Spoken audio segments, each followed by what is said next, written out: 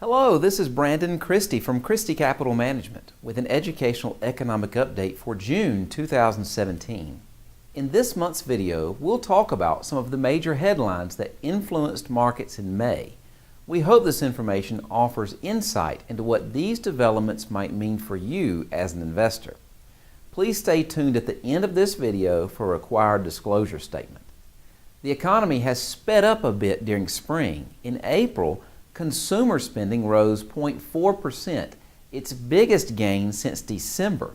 Spending was aided by rising incomes and tax refunds. Lower inflation reflected in decreasing oil prices also gave households extra bolster.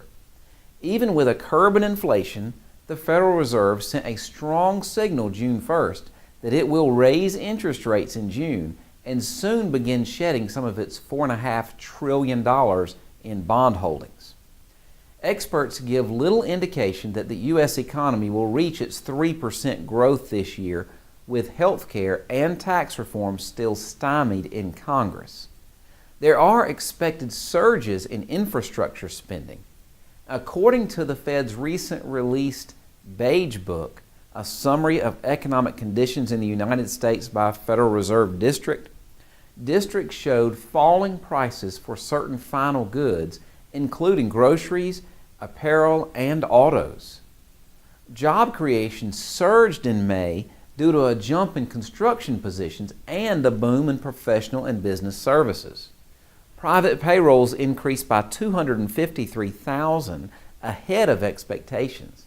Economists expect the report to show that private payrolls grew by 185,000 in May from 174,000 in April. Experts predict that the unemployment rate, now 4.4%, is headed to 4%. Even with all the uncertainty, the Dow, the S&P 500, and NASDAQ were all on track to post monthly gains. Tech-heavy NASDAQ gained 2.5 in May and posted a 7-month winning streak, its longest since 2013. The Dow, the S&P 500, and the NASDAQ closed lower in May after financials dropped 0.8%. Treasury yields fell steeply compared to where they began trading in 2017. On May 31st, the benchmark 10-year yield hung near 2.19. It started the year near 2.5%. The Chicago Board Options Exchange, CBOE, or Volatility Index, which is widely considered the best gauge of fear in the market, traded near 10.4. The Commerce Department said durable goods orders fell 0.7% in April after rising 2.3% in March. This was the first downturn since durable goods orders fell 4.6% in November. Orders for transportation equipment fell 1.2%, pulled down by a 9.2% drop in orders for civilian aircraft. The Consumer Confidence Index, which previously decreased in April, fell again in May.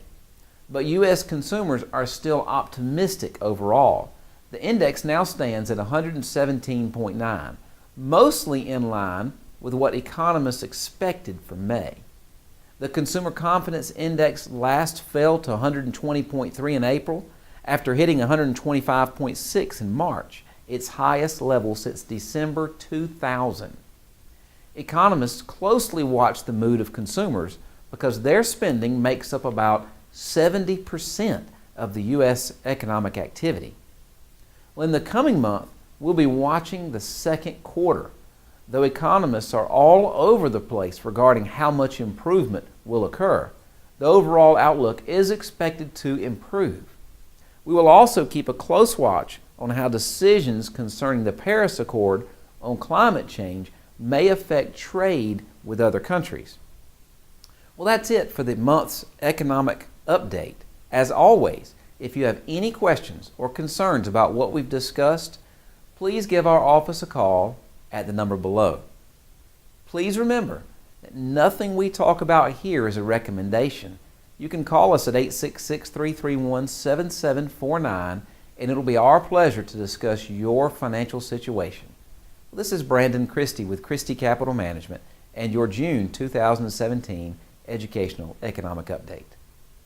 While we believe the information in this report is reliable, we cannot guarantee its accuracy. Opinions expressed are subject to change without notice and are not intended as investment advice or a solicitation for the purchase or sale of any security. Please consult your financial professional before making any investment decision.